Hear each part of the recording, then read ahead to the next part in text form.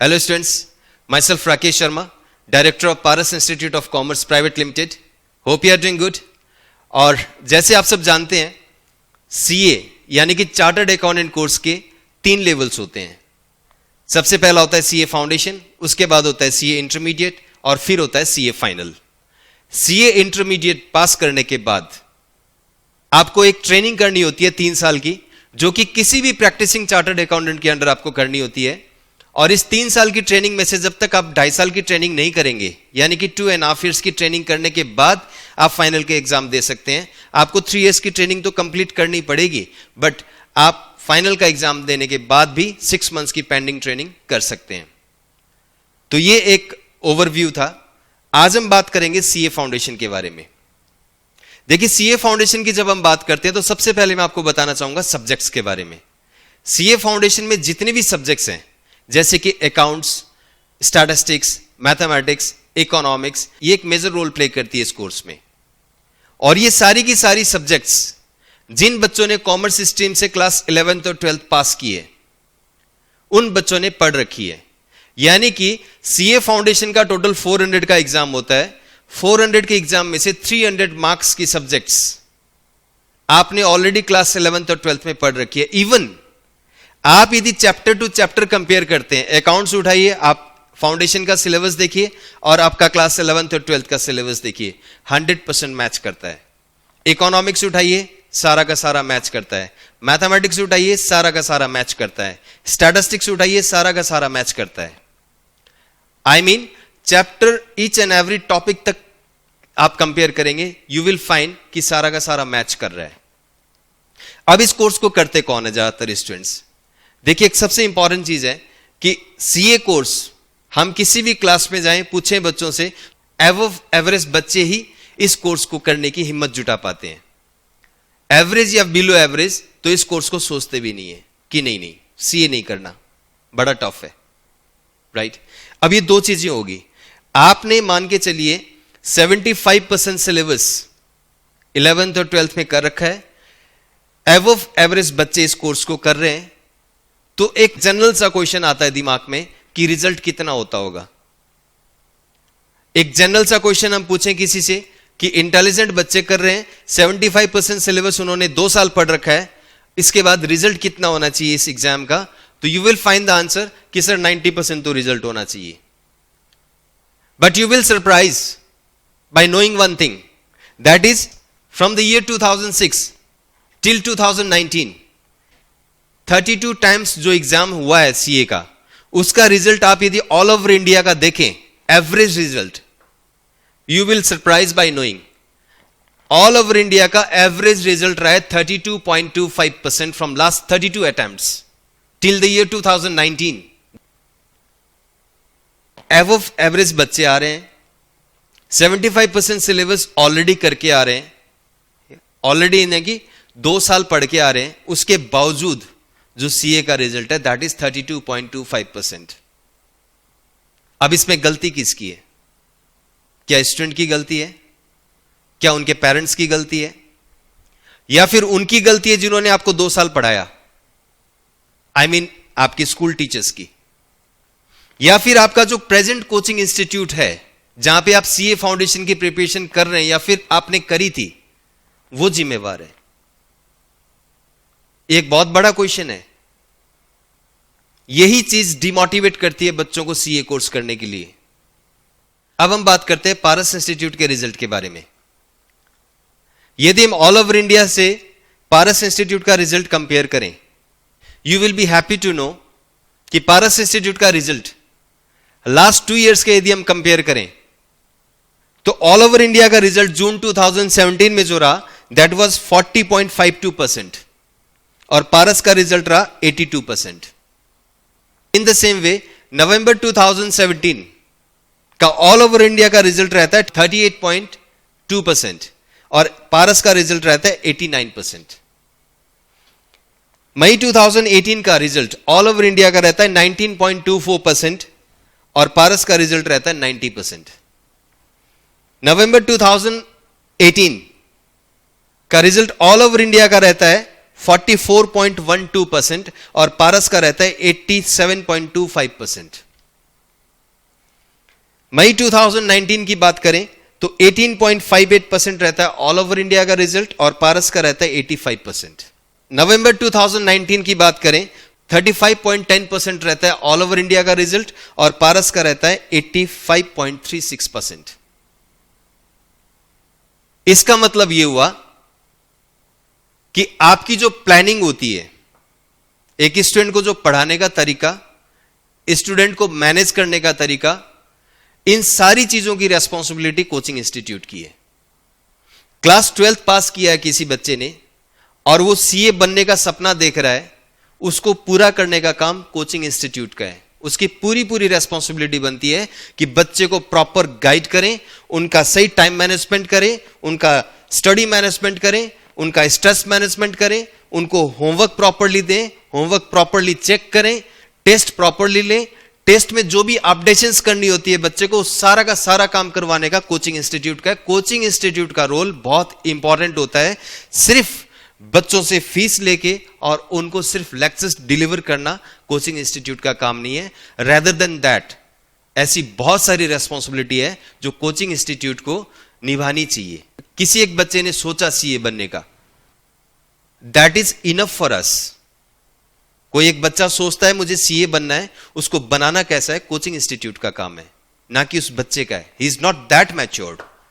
हम coaching institute जो चला रहे हैं, हमने सीए फाउंडेशन के बच्चे को भी देखा, सीए इंटरमीडिएट के बच्चों की मेंटालिटी का भी पता है, सीए फाइनल के बच्चे की भी मेंटालिटी का पता है, और वो बच्चा जब सीए बन जाता है उसके बाद का भी मेंटालिटी का पता है। इन सारी चीजों को जज करके हमें सीए फाउंडेशन के बच्चे को कैसे गाइड करना चाहिए, इसके बारे में वो बच्चा नहीं जानता, हमें पता है कि किस लेवल पे, किस स्टेप पे, फाउंडेशन पे कैसे उसको ट्रीट करना है, इंटरमीडिएट में कैसे ट्रीट करना है, फाइनल में कैसे ट्रीट करना है, उसको किस टाइप की गाइडलाइंस की जरूरत होती है। ये सारी की सारी रेस्पॉन्सिबिलिटी कोचिंग इंस्टीट्यूट की है।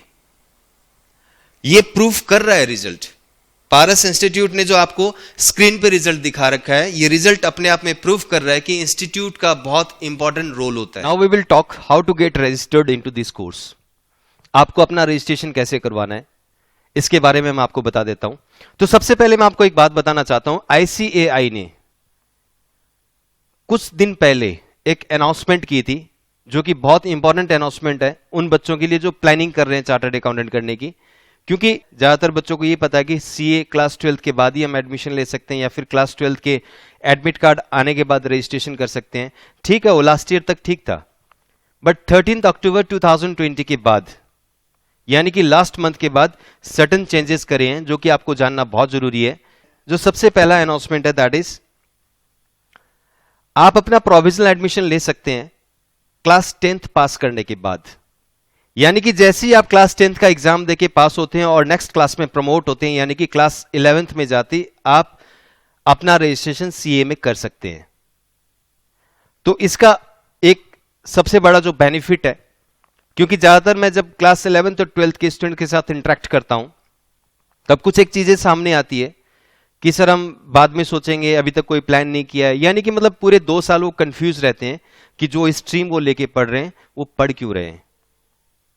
तो एक तो आप इस कंफ्यूजन से बच सकते हैं, आप सीए करने का decision just after class 10th ले सकते हैं, और पूरे 2 साल, जैसे कि मैंने आपको पहले बताया, 11th और 12th का 75% सिलेबस आपका मैच करता है सीए फाउंडेशन के साथ। तो यदि आप क्लास 11th में इस माइंडसेट के साथ पढ़ें कि मुझे आगे जाके सीए करना है, तो ऑब्वियस है आगे जब आप सीए फाउंडेशन करेंगे तो आप स्ट्रांग रहेंगे, आपकी सब्जेक्ट में अच्छी होल्ड रहेगी। सो दिस इज वन अनाउंसमेंट, और इसका जो बेनिफिट है वो मैंने आपको बता दिया कि क्लास 10th के बाद आप रजिस्ट्रेशन करते हैं तो आपको क्या बेनिफिट मिलेगा। और क्लास 10th के बाद एडमिशन जरूर हो जाएगा, आपका प्रोविजनल एडमिशन होगा। आपका एडमिशन कंफर्म तभी होगा जब आप क्लास 12th पास करेंगे और आईसीएआई का फाउंडेशन का एग्जाम देंगे। जैसे कि आप सबको पता है, साल में 2 बार एग्जाम्स होते हैं, ट्वाइस। एक तो होता है मई जून में और दूसरा होता है नवंबर में।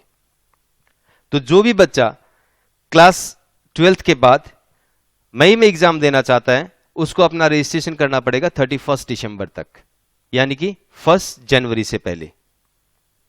और जो बच्चा नवंबर में एग्जाम देना चाहता है, उसको अपना रजिस्ट्रेशन करना पड़ेगा जुलाई 1 से पहले यानी कि 30 जून से पहले पहले अपना रजिस्ट्रेशन करवाना पड़ेगा to appear in the exam in November. अब देखिए, जो बच्चा क्लास 12 पास करता है, यानी कि जो बच्चा क्लास 12 के एग्जाम मार्च में देता है और जस्ट आफ्टर 1.5 मंथ्स यदि उसको सीए फाउंडेशन का एग्जाम देना पड़ा, तो 400 मार्क्स का सिलेबस वो कैसे प्रिपेयर करेगा? सबसे पहली बात तो उसको बेनिफिट मिलेगा क्लास 11th और 12th का, जो उसने 2 साल मेहनत करी क्लास 11th और 12th में, उसका बेनिफिट उसको वहां पे मिलेगा। उसके बाद ये कुछ एक प्लानिंग करनी पड़ेगी आपको, ताकि आप उस एग्जाम को पास कर सकें। उसके लिए आपको 1-to-1 काउंसलिंग लेनी पड़ेगी। आपको बात करना पड़ेगा कि आप किस माइंडसेट के साथ पढ़ेंगे, तब जाके आप एग्जाम क्लियर कर सकते हैं। इसके लिए आपको पर्सनली बात करनी चाहिए अपने टीचर्स से, या फिर जो क्वालिफाइड काउंसलर्स होते हैं उनसे बात करनी चाहिए, या फिर आपको कोई भी सपोर्ट चाहिए, you feel free to call us कि आपको क्या प्लानिंग करनी चाहिए, कैसे करना चाहिए। ऐसा मत करना कि ठीक है just after completing your class 12th आप फाउंडेशन का एग्जाम दें और आप फेल हो जाएं। तो आपको प्रॉपर गाइडलाइंस लेके ही ये डिसीजन लेना चाहिए कि आपको मई में एग्जाम देना चाहिए या नहीं देना चाहिए, क्योंकि 400 मार्क्स का सिलेबस है। आप देखिए क्लास 12th का सिलेबस 500 मार्क्स का होता है, जिसके लिए आपने पूरा 1 साल लगाया, और ये कंपटीशन एग्जाम का एंट्रेंस एग्जाम है, जिसके 400 मार्क्स के सिलेबस के लिए आप तो आई थिंक मतलब 1.5 मंथ्स में आप यदि पास करने की सोच रहे हो इस कंपटीशन एग्जाम के जो एंट्रेंस एग्जाम को, तो I think there might be some problem for you. इसमें आपको कोई प्रॉब्लम भी फेस करनी पड़ सकती है। तो डिसीजन आप अकेले मत लेना, प्रॉपर काउंसलिंग लेके उसके बाद ये डिसाइड करना कि आपको अटेम्प्ट मई का देना चाहिए या फिर नवंबर का देना चाहिए। ऑप्शन है अपने पास। क्योंकि ये बात मैं इसलिए बता रहा हूं क्योंकि बच्चों की ज्यादातर साइकोलॉजी यही होती है, माइंडसेट ये होता है कि हम टाइम बचा लें, और टाइम बचाने के चक्कर में शॉर्टकट लेना स्टार्ट कर देते हैं। तो जैसे कि मैंने अपने हर एक वीडियोस में ज्यादातर ये बताया कि सीए में शॉर्टकट नहीं चलता, आपको पूरी प्लानिंग करके चलना चाहिए चार्टर्ड अकाउंटेंट कोर्स में। क्योंकि सक्सेस रेशियो मैंने पहले डिस्कस कर लिया आपसे, आपको बता दिया कि what are the success ratio, what is the passing ratio. उसके बाद ये वीडियो देखने के बाद भी आप बिना किसी से सलाह लिए डिसीजन ले रहे हो, तो it might be takes you in trouble, ये आपके लिए प्रॉब्लम क्रिएट कर सकती है।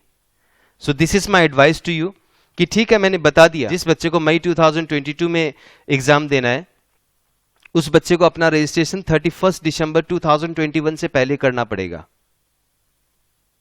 राइट? बट आपके पास टाइम तो नहीं होगा, क्योंकि आप एक पूरा माइंडसेट के साथ पढ़ेंगे कि क्लास 12th का एग्जाम देना है, मार्च में आपका एग्जाम होता है। एग्जाम होते ही बहुत सारे बच्चे थोड़ा सा रिलैक्स भी रहना चाहते हैं, बहुत सारे बच्चे कैजुअल लेके ठीक है 11th 12th के साथ सिलेबस मैच करता है, मैं एग्जाम दे दूंगा पास हो जाऊंगा, माइंडसेट के साथ भी एग्जाम में क्या पता अपियर हो जाए और किसी कारण फेल हो जाते हैं, तो वो कहीं ना कहीं एक बहुत बड़ा धक्का लग सकता है आपको। आपका जो टारगेट है उसमें आपको बैकफुट पे आना पड़ सकता है। एक बहुत अच्छा डिसीजन गलत साबित हो सकता है कि आपने सीए करने का सोचा था और आप फाउंडेशन में फेल हो गए, तो it might be a big problem for you. तो आप इसकी जल्दी मत करना, आप पूरी गाइडलाइंस लेना, पूरा प्रॉपर गाइडलाइंस लेके फिर ये डिसाइड करना कि आपको फाउंडेशन का अटेम्प्ट मई में देना है या फिर नवंबर में देना है। क्योंकि अब तक तो जो बच्चे क्लास 12th का एग्जाम दे रहे हैं, यानी कि जो बच्चे मार्च में एग्जाम दिया, जिस बच्चे ने मार्च में एग्जाम दिया उसका अटेम्प्ट नवंबर ही बन रहा है, यानी कि वो पूरी प्रिपरेशन करके नवंबर में एग्जाम देता है। तो टाइम चाहिए आपको, ठीक है सिमिलर है, क्लास 11th और 12th का सिलेबस आपका 75% मैच करता है, लेकिन कहीं ना कहीं एक सीए का लेवल का भी तो एंट्रेंस एग्जाम है ना वो, तो आपको उस तरीके से पढ़ना पड़ेगा उस सिलेबस को। सो दिस इज माय एडवाइस। ठीक है मैंने आपको पूरा एक्सप्लोर कर दिया इसको, लेकिन आपको थोड़ा सा अलर्ट रहना भी बहुत जरूरी है इसमें। So I will take you to the next slide. जो जो डॉक्यूमेंट्स चाहिए, देखिए क्लास 10th के बाद आप रजिस्ट्रेशन कर सकते हैं, और रजिस्ट्रेशन करने के लिए आपको क्लास 10th की मार्कशीट चाहिए, दैट इज कंपलसरी। और उसके बाद जब आप क्लास 12th का एग्जाम दे देंगे आपकी मार्कशीट आएगी, वो भी आपको अपलोड करनी पड़ेगी। आपका प्रोविजनल एडमिशन तो हो चुका था 2 साल पहले, जब आपने क्लास 10th पास की थी आपका रजिस्ट्रेशन हो गया, बट आप इस कोर्स को परस्यू करने के लिए यानी कि कंटिन्यू करने के लिए आपको क्लास 12th की पास मार्कशीट कंपलसरी चाहिएगी, तो वो भी चाहिए आपको। एक आधार कार्ड नंबर चाहिए आपको, पासपोर्ट साइज फोटो चाहिए, signature on blank page. These are the documents required for the CA foundation registration. Class 12th की मार्कशीट आपके लिए अभी कंपलसरी नहीं है, क्योंकि आपका प्रोविजनल एडमिशन हुआ है just after passing year class 10। तो इसमें कंफ्यूज मत होना बिल्कुल भी कि आपने क्लास 12th लिख रखी है, ऊपर 10th लिख रखी है। 10th के बाद आप एडमिशन ले सकते हैं, और जो क्लास 12th की मार्कशीट है, जब आप क्लास 12th का एग्जाम दे दें, आपका रिजल्ट आ जाए, आप तब अपलोड कर सकते हैं, क्योंकि आपका एडमिशन प्रोविजनल हुआ है, right. So these are the documents which are required to take admission in CA foundation. अब हम बात करते हैं डॉक्यूमेंट्स की। एक तो आपको क्लास 10th की मार्कशीट चाहिएगी, दूसरा आपको क्लास 12th की मार्कशीट चाहिएगी, एक आधार कार्ड नंबर चाहिएगा, पासपोर्ट साइज फोटो चाहिएगी, और एक ब्लैंक पेज पे सिग्नेचर चाहिएगा। इसमें थोड़ी सी कंफ्यूजन हो सकती है क्लास 12th की मार्कशीट को लेके। तो मार्कशीट कंपलसरी नहीं है, आप प्रोविजनल एडमिशन ले सकते हैं। जैसे ही आपके क्लास 12th का एग्जाम का एडमिट कार्ड आता है, यानी कि स्कूल आपको जब इश्यू करता है, उसके तुरंत बाद अपना रजिस्ट्रेशन कर सकते हैं। आप एडमिट कार्ड के नंबर और क्लास 10th की मार्कशीट और बाकी डॉक्यूमेंट्स अपलोड करके प्रोविजनल एडमिशन ले सकते हैं। और जिस दिन आपकी डीएमसी आती है, यानी कि मार्कशीट आती है, उस दिन आप अपना एडमिशन कंफर्म कर सकते हैं। So these are the documents which are required for the admission. अब हम बात करते हैं फीस के बारे में। ICAI की जो फीस है for foundation course, that is 9,200। 9,200 सिर्फ कॉमर्स के बच्चों के लिए नहीं है, ये जितने भी स्ट्रीम्स के बच्चे हैं, बाकी जैसे आर्ट्स या साइंस का बच्चा भी सीए करना चाहता है तो उसको भी 9,200 देना, उससे ज्यादा नहीं देना पड़ेगा। अब मान लीजिए आपने जून 30 तारीख से पहले रजिस्ट्रेशन कर लिया नवंबर में एग्जाम देने के लिए, और किसी कारण आप एग्जाम नहीं दे पाए, या फिर नवंबर में ही एग्जाम देना है, तो आपको एक एग्जाम फीस पे करनी पड़ेगी। दैट विल बी 1,500 रुपीज, 1,500 रुपए, जो कि 9,200 से अलग है। 9,200 इज फॉर द रजिस्ट्रेशन और 1,500 rupees is for the exam. जो आपको एग्जाम फीस देनी पड़ेगी वो 1,500 रुपीज देनी पड़ेगी। अब मान लीजिए किसी कारण आप नवंबर में एग्जाम नहीं दे पाए और अब को एग्जाम देना है मई में, तो मार्च में या फिर फेब लास्ट में आपको दोबारा एग्जाम फॉर्म फिल करना पड़ेगा और आपको 1,500 रुपीज ऑनलाइन पे करना पड़ेगा। तब जाके आपका मई के लिए भी आप एग्जाम देने के लिए एलिजिबल हो जाओगे। और इसके बाद हम बात करते हैं सब्जेक्ट्स की। देखिए, सब्जेक्ट्स में आपको दो तरीके से एग्जाम देना होता है, एक होता है सब्जेक्टिव और दूसरा होता है ऑब्जेक्टिव। सब्जेक्टिव का मतलब आपको पता होगा, जो कि आप अब तक क्लास 12 तक जो एग्जाम पैटर्न देते आए हैं, जैसे 5 मार्क्स का क्वेश्चन भी होता है, 10 का भी होता है, 15 का भी होता है, दैट इज सब्जेक्टिव। ऑब्जेक्टिव का मतलब हो गया एमसीक्यूज। एक क्वेश्चन होंगे, 4 ऑप्शंस होंगे, जो आपको सही लगेगा उसको सर्कल करना है, that will be the answer. अब हम बात करते हैं सब्जेक्ट्स की। एक तो होता है अकाउंट्स, दूसरा होता है लॉ और बीसीआर, जिसको हम इंग्लिश भी कह सकते हैं, और ऑब्जेक्टिव में statistics, mathematics, reasoning, economics and business commercial knowledge, ये सब्जेक्ट्स होती हैं आपकी ऑब्जेक्टिव। अब सब्जेक्टिव एग्जाम होते हैं आपके 200 मार्क्स के और ऑब्जेक्टिव एग्जाम होते हैं 200 मार्क्स के। यदि हम ग्रुप वाइज बात करें तो अकाउंट्स 100 मार्क्स का है, लॉ और इंग्लिश 100 मार्क्स की है, स्टैट, मैथ, रीजनिंग 100 मार्क्स का है, economics and business commercial knowledge 100 marks का है। ये ग्रुप बन गया एक, जैसे कि स्टैट, मैथ, रीजनिंग मिलके एक पेपर बन गया, economics and business commercial knowledge एक पेपर बन गया, इंग्लिश एंड लॉ एक पेपर बन गया, अकाउंट्स अपने आप में 100 मार्क्स का कंप्लीट है। इन टोटल हम बात करें तो 400 का आपका एग्जाम होगा सीए फाउंडेशन का। कंडीशंस जो आपको ध्यान रखनी है, देखिए सबसे इंपॉर्टेंट चीज ये है कि इन टोटल जैसे मैंने बताया आपको 400, इस 400 में से आपको पास करने के लिए मिनिमम 50% चाहिए, दैट इज कंपल्सरी। मतलब 400 में से 200 आपको इन टोटल लाना पड़ेगा। और यदि हम पेपर वाइज बात करें, हर पेपर में आपको 100 मार्क्स में से 40 लाना कंपल्सरी, यानी कि अकाउंट्स आपका 100 मार्क्स का एग्जाम होगा, पासिंग मार्क्स 40 होगा मिनिमम पर पेपर। और यदि हम स्टैटिस्टिक्स, मैथमेटिक्स, रीजनिंग की बात करें, तीनों मिला के 100 मार्क्स का एग्जाम होगा, जिस 100 में से आपको 40 मार्क्स लाना कंपल्सरी है। So this is the condition, 50% in total, 40% subject wise. तो आपको इस तरीके से एग्जाम अटेम्प्ट करना है कि आपके 200 क्रॉस हो जाएं, यानी कि आप अकाउंट्स में 80 ले आते हो, बाकी में किसी में 40, किसी में 60 और किसी में 50, ऐसे करके ले आते हैं तो आप पास हो जाएंगे। अब इसमें एक बहुत इंपॉर्टेंट चीज देखनी है आपको, जैसे कि मैंने बताया 400 का टोटल एग्जाम होगा, 400 में से आपको 200 लाना पड़ेगा, दैट इज 50% इन टोटल।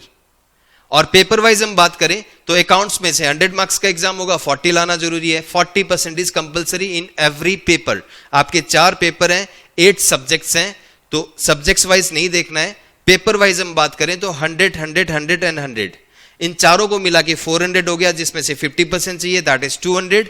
और पेपर वाइज आपको चाहिए 100 में से 40, 100 में से 40, 100 में से 40 और 100 में से 40। तो आपको एग्रीगेट जो मार्क्स चाहिए ताकि आपकी 200 पूरे हो जाएं, दैट इज 50 मार्क्स।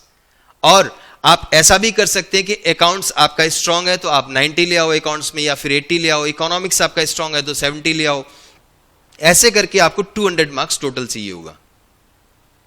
दूसरी जो बात मैंने बता दी आपको, पेपर 3 एंड पेपर 4 यानी कि statistics, mathematics, reasoning, economics and business commercial knowledge, ये 5 सब्जेक्ट और 2 पेपर, 5 सब्जेक्ट के 2 पेपर बन गए। ये आपके ऑब्जेक्टिव होंगे। Accounts, English and business law, ये आपके सब्जेक्टिव एग्जाम होंगे। और ये आपका 200 मार्क्स का एग्जाम होगा, 100 मार्क्स के। और तीसरी बात, आप एग्जाम में कैलकुलेटर लेके जा सकते हैं, that is allowed. Scientific calculator नहीं लेके जा सकते, जो नॉर्मल कैलकुलेटर्स होते हैं, that you can take in the exam.